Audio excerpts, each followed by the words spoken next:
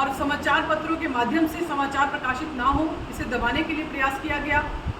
जहाँ से वो प्रकाशित होते थे वहाँ की बिजली गुल कर दी गई।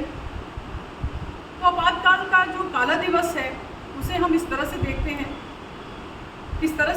इसको लेकर के आज हमने यहाँ पर एक संगोष्ठी का आयोजन किया, जिसमें हमारे बीच में लोकतंत्र के प्रहरी रहे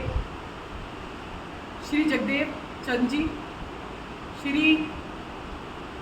लुद्दर सिंह जी, श्री पीताम्बर जी, ऐसे 3 लोग भी मौजूद थे जिन्हें हमने सम्मानित भी किया और लोगों के बीच में अपनी बात को रखा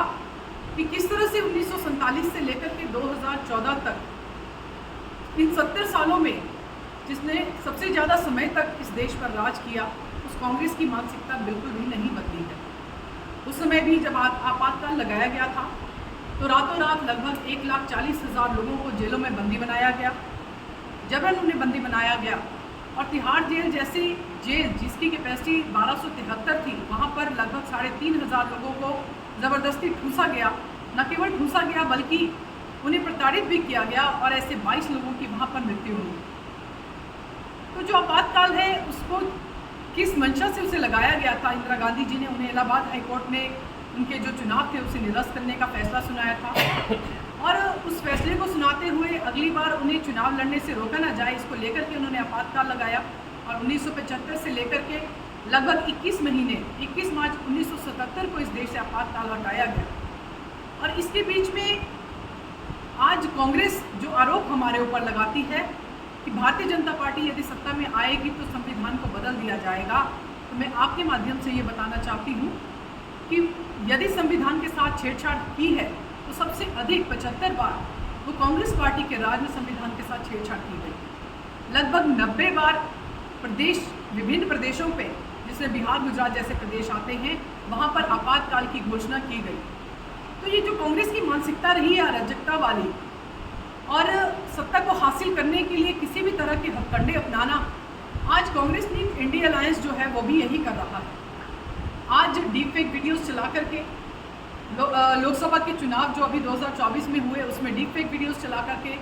हमारे गृह मंत्री अमित शाह जी के माध्यम से ऐसा मैसेज देने का प्रयास किया जाता है कि SC OBC के आरक्षण को समाप्त कर दिया जाएगा। और इसके इतना ही नहीं, ऐसा भ्रम लोगों में फैलाया गया कि यदि भारतीय जनता पार्टी सत्ता में आएगी तो संविधान को पूरी तरह से बदल देगी और आने वाले समय में चुनाव ही नहीं करवाए जाएंगे।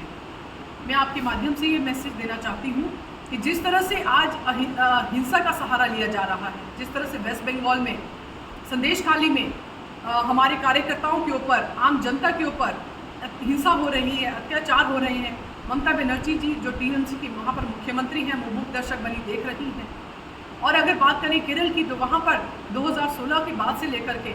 55 हत्याएँ कार्यकर्ताओं की हुई हैं, जिसमें 24 RSS और भाजपा के कार्यकर्ता हैं। हम बात करें तमिलनाडु की तो वहाँ की प्रदेश अध्यक्ष के अन्नामलई जी को उनके चित्र को एक बकरे के सिर पे लगा के और उस बकरे का सिर कलम करके एक वीडियो बनाया जाता है और उसे प्रसारित किया जाता है। तो क्या ये अत्याचार और हिंसा नहीं है? ऐसी